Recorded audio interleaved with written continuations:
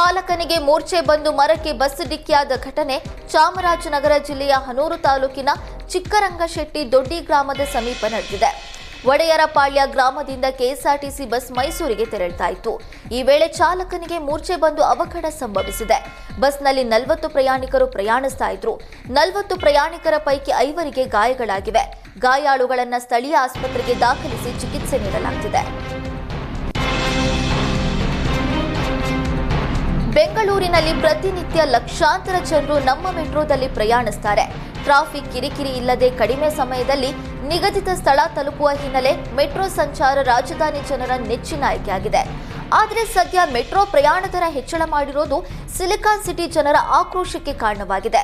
ಕಳೆದ ತಿಂಗಳಷ್ಟೇ BMTC bus ticket ದರ ಹೆಚ್ಚಳ ಮಾಡಿ ಸರ್ಕಾರ ಆದೇಶ ಹೊರಡಿಸಿತ್ತು.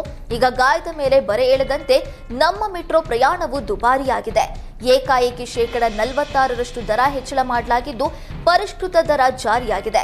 ದುಪ್ಪಟ್ಟು ದರ ಹೆಚ್ಚಳ ಮಾಡಲಾಗಿದೆ ಅಂತ ಸಾರ್ವಜನಿಕರು ಆಕ್ರೋಶ ವ್ಯಕ್ತಪಡಿಸಿದ್ದಾರೆ. ಸ್ಮಾರ್ಟ್ ಕಾರ್ಡ್ ಬಳಸುವ ಮೆಟ್ರೋ ಪ್ರಯಾಣಿಕರಿಗೆ ಈ ಹಿಂದಿನಂತೆಯೇ 5% ರಿಯಾಯಿತಿ ಮುಂದುವರಿಯಲಿದೆ. ನಾನ್ ಪೀಕ್ ಅವರ್ನಲ್ಲಿ ಪ್ರಯಾಣಿಸಿದ್ರೆ ಹೆಚ್ಚುವರಿಯಾಗಿ 5% ರಿಯಾಯಿತಿ ಸಿಗಲಿದೆ.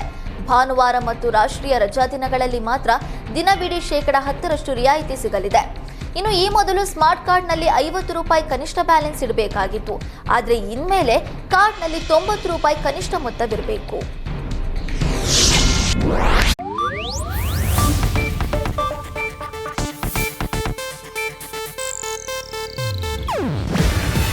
ಇದು ಏಷ್ಯಾನೆಟ್ ನ್ಯೂಸ್ ನೆಟ್ವರ್ಕ್ ಪ್ರಸ್ತುತಿ.